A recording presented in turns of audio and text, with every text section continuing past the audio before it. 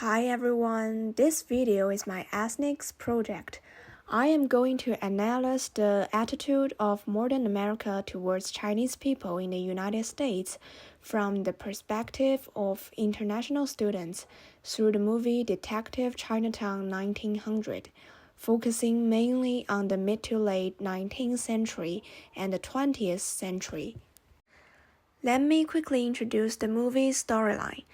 The story is set in the Chinatown of San Francisco in 1900. Fei Yanggu, a Qing dynasty official, is ordered by Empress Dowager Cixi to go to San Francisco to arrest Zheng Shiliang, a revolutionary.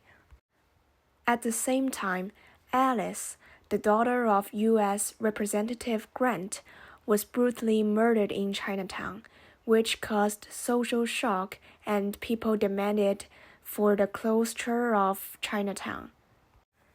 The suspect is Bai Zhenbang, the son of Bai Xuanling, the owner of the Chinatown Xie Sheng Hall. In order to save his son and avoid large-scale persecution of the Chinese, Bai Xuanling invited young reasoning master Qin Fu to help solve the case.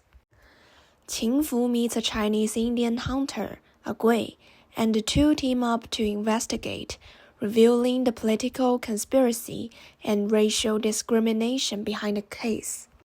In fact, the real murderer of the case is not difficult to find. Also, Congressman Grant did not intentionally kill his daughter, but to blame this crime on the Chinese people can bring him a lot of benefits. The most direct one is that, in the future election, he can publicize his own Chinese Exclusion Act, hoping to create public anger by Chinese crime, incite xenophobia, and win more support from white voters. This corresponds to the real Chinese Exclusion Act in American history. The Chinese Exclusion Act of 1882 was the first significant law restricting immigration based on race and nationality, setting a precedent for future restrictive immigration policies in the U.S. This source about the Chinese Exclusion Act tells us about the exclusion and discrimination against Chinese people in the United States by American society at that time. It was very difficult for Chinese people to gain a foothold in the United States. Not only were they forced to work in low-paying jobs, their economic conditions were poor, and it was difficult for them to integrate into the local American community.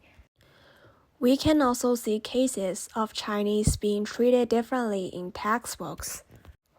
In 1863, many Chinese laborers were involved into the construction of the western side of the nation's first transcontinental line. That's how the United States got the Central Pacific Railroad. It says, with regard to pay, a white employee of the Central Pacific received $35 per month and free board and lodging, while a Chinese, regardless of skills and tasks performed, earned between $26 and $35 without food and housing. The film also has such a profound plot. When the Chinese miners under the scorching sun to dig for oil, black oil sprayed out, dripping on the Chinese people and cannot be easily washed off. The distant capitalists are sitting under the awning, opening the same spraying champagne happily, looking at the success they didn't deserve. There are also treaties in the history of California like collecting foreign miners' license tax. When the Mexican workers saw these had left, the Chinese had stayed and fought for the foundation of the United States.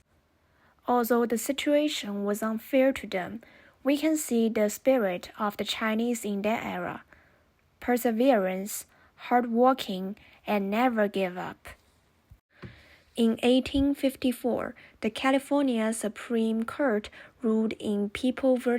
Hall that Chinese people could not testify in court against white people. The case was set against a white man, George W. Hall, accused of murdering a Chinese minor, Lin Xin, with 3 Chinese witnesses testifying against Hall.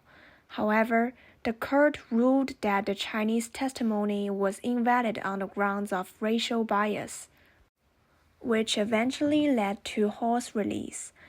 The ruling made it possible for ethnic Chinese to legally fight crimes against them, further fueling discrimination and violence against them. In his book, McClain pointed out that the judgment seriously damaged the legal rights of the Chinese and encouraged violence and discriminatory policies against the Chinese.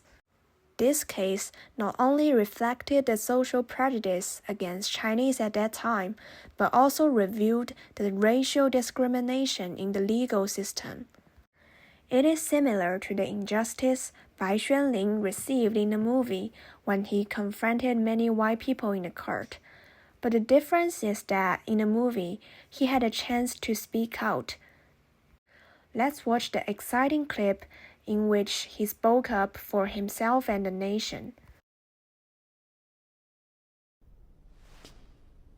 Mr. Bai, you have not brought a lawyer?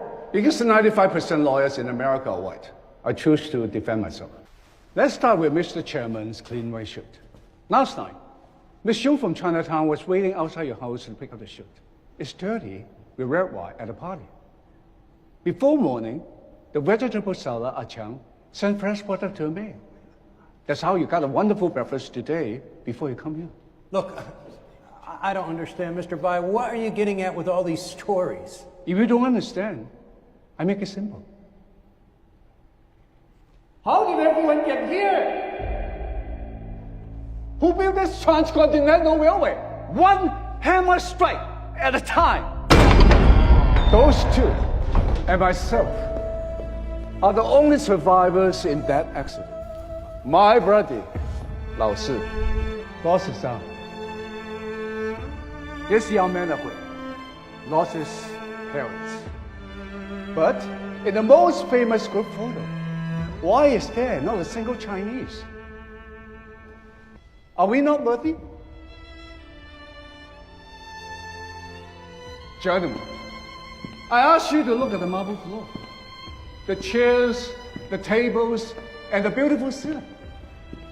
None of it would exist without the hand of Chinese, who have been suffered by your arrogance, prejudice, and discrimination.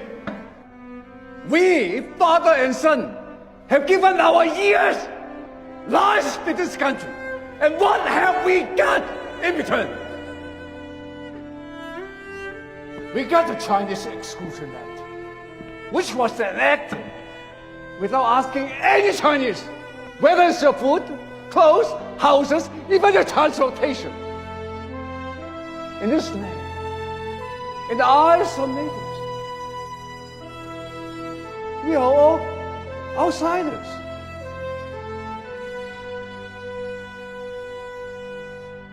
All men are created equal. That is the spirit of American independence, the very foundation of this nation.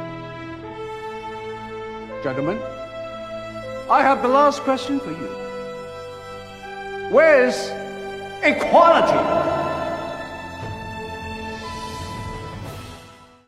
While this happened over a century ago, echoes of the discrimination still linger today.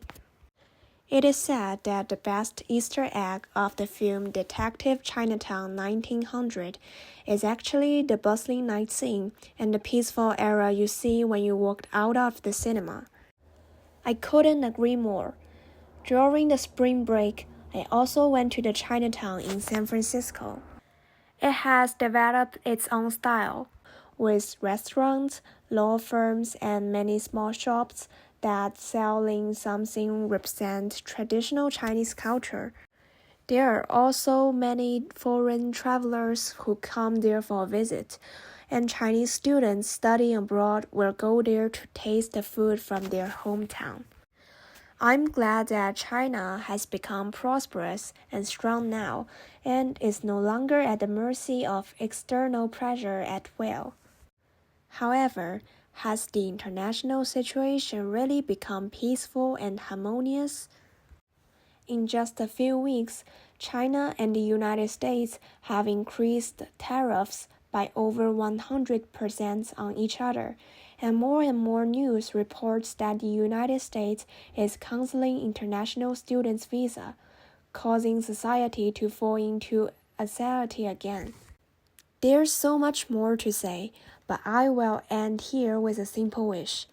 I just hope that the tragedy of history will not happen again, and equality for every nation will be achieved one day. Even staying in another country, one's basic rights can be protected.